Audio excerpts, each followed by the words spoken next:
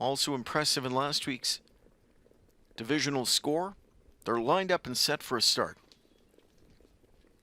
They're often pacing. Leaving speed in the center comes in the form of High Voltage Deo and next door neighbor Shredder. High Voltage Deo to the top. Shredder lays parked at that one's wheel and presses on. Crossed in from in third now is Speaker of Peace. Hot on that one's heels from the outside is All Bets on Tex. Rye hugs the pylons. Coming away sixth as they drive into turn one is Call Me It. Further back to Bet the BB. Final three in the field are Let's Go Jude, tracked by Cabot Beach, and trailing is Petey. First panel 26 and 2. Into the backstretch. Here's Speaker of Peace, who's up and at it on the move out of third now. In that pocket spot is a pumped up Shredder. Jameson's in trouble. He was all over Walk, couldn't hold Shredder, and Shredder is rolled off stride. So suddenly panic in the backstretch there as everybody scatters around. Shredder was on the run after stepping all over the bike of High Voltage Dale. 54 and 2 the first half. And there goes Speaker of Peace to the front. Speaker of Peace takes command going into the final turn. High Voltage Deo second out there. Third is All Bets on Tex. Covered up on the outside from in fourth is Let's Go Jude. Rye trapped in, shuffled fifth at the rail. He's going to need some racing room.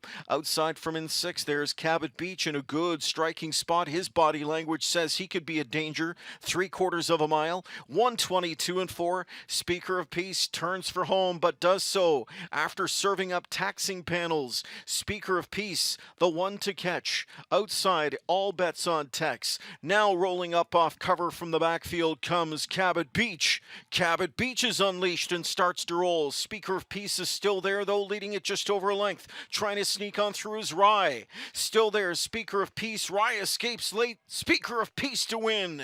Speaker of Peace takes the Snowshoe, holding off late pressure for the 151 and 4 decision.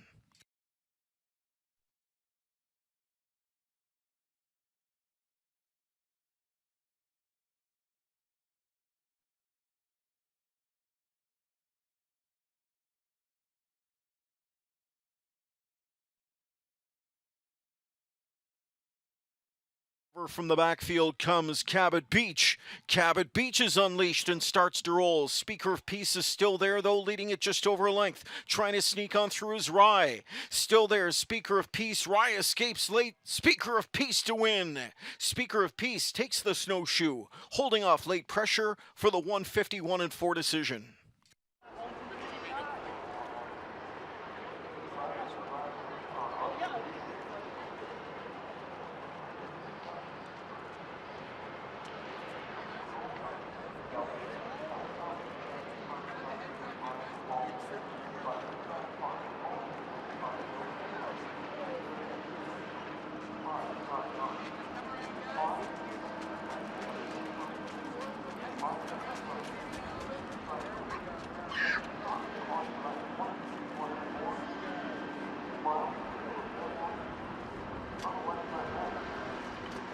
Caught up with the connections of the winning horse in the final of the Snowshoe Pacing Series. Speaker of Peace. What a great mile that he ended up going.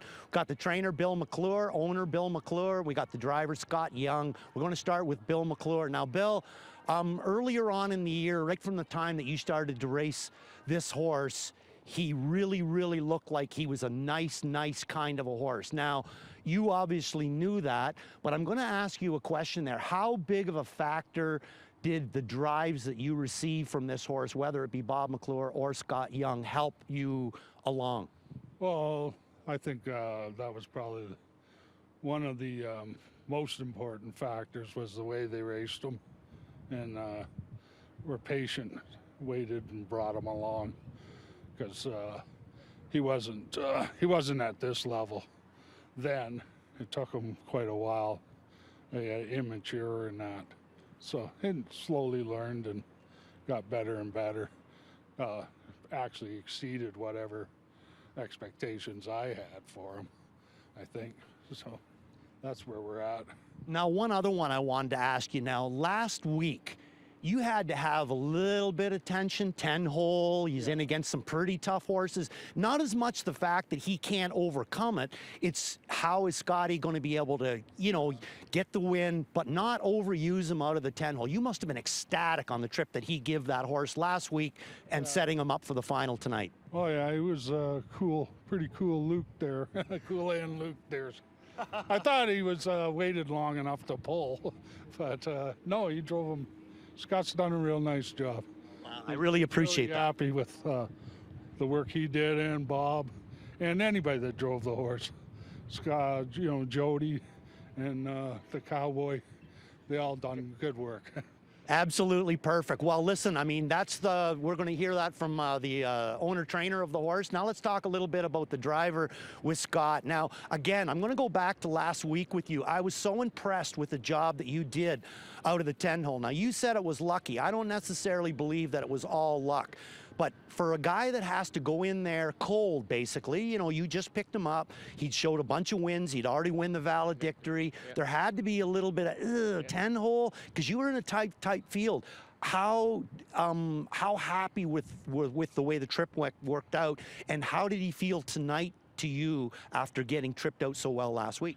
Well, yeah, last week when you're one of the favorites, it does help when you're on the outside because you normally can find a spot. But I couldn't believe it. That's why I did call it lucky. When I landed sixth and the flow was going enough, and I didn't have to move him to the last turn, going into the last turn when I picked up Tyler, I said, well, if you wanted to trip it on the 10 hole, this is what you want, right? But it was nice. You know, I didn't have to race him for an eighth of a mile, and he kicked for me. And tonight, you know, I was planning on being a little forwardly placed. I wasn't exactly sure how it was going to work, but so I had him on his toes a little more. But he dug down deep for me the last 16th, but I think that's because I covered him up last week pretty good, so he bailed me out this week. You know, that's kind of where I'm going with this there. I honestly do believe the trip that you gave him last week set him up for tonight. And the thing was, is you had to race him a little bit more tougher. You had all the best ones in against you, and he was able to last. But I'm thinking that maybe last week, if you'd have over-raced him, you might not have, you know, he maybe showed a little bit of tiredness tonight. Well, the first week when I put him on the front, no fractions, and he kicked home. But if I got parked a long way last week out of the 10, and even if he did hold on, you know, tonight he might have not. So it worked out, you know, and I can't thank Bill enough. You know, it's unfortunate my buddy Bob's hurt right now, but you know, Bill gave me the opportunity to put him back, and I can't thank him enough, so it worked out good. And before we sign it off there, I'm going to give Bobby a big shout out there. Maybe you'd like to give him one the same. Yeah, exactly. Bob, you know, I hope you're getting better, buddy. I know the leg's healing up, and yeah, you know, anytime I can pick up any of his work, I normally do good, so hopefully he's healing up really good. Well, it was a fantastic drive both weeks, my man. You've absolutely rose to the occasion jumping up on a horse like this. Very well done, Scott. Keep up the great year that you're having. Thank you so much, Randy. Scott Young, ladies and gentlemen, in the winner of the Snowshoe Series with Speaker of Peace.